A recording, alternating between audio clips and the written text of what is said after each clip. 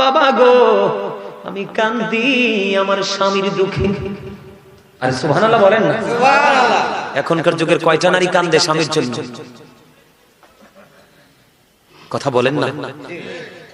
মা কেন কান্দেন স্বামীর জন্য? বাবা গো আমার স্বামীটা 2 দিন 3 দিন 4 দিন পর্যন্ত আনাখানা থাকে, উপাস থাকে, এটা সহ্য করতে পারি না, আমি বিবি হিসেবে সইতে পারি না গো বাবা, এই জন্য আমি কান্দি। এবার আমার নবীজি বললেন সঙ্গে সঙ্গে ফাতেমাকে, মা আপনি আপনার জায়নামাজের একটা কোনা উল্টে দেন, ভেঙে দেন।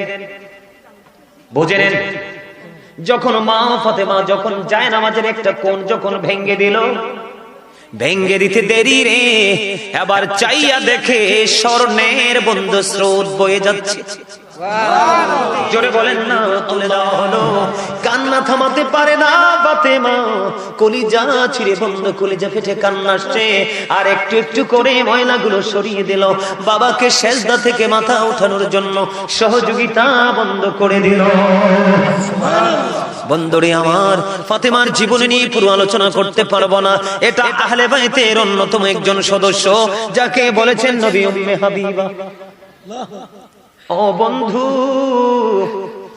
আমার নবী বলেছে আমি যে তোমাদের কাছে এত নিয়ামত দিলাম, সত্য রাস্তাটা দেখিয়ে দিলাম, অপরাধ থেকে বেঁচে থেকে জান্নাতি হওয়ার জন্য সকল নিয়ামত দেখিয়ে দিলাম, এর বিনিময়ে আমি কিছুই চাই না রে, আমি চাই শুধু আমার পরিবারের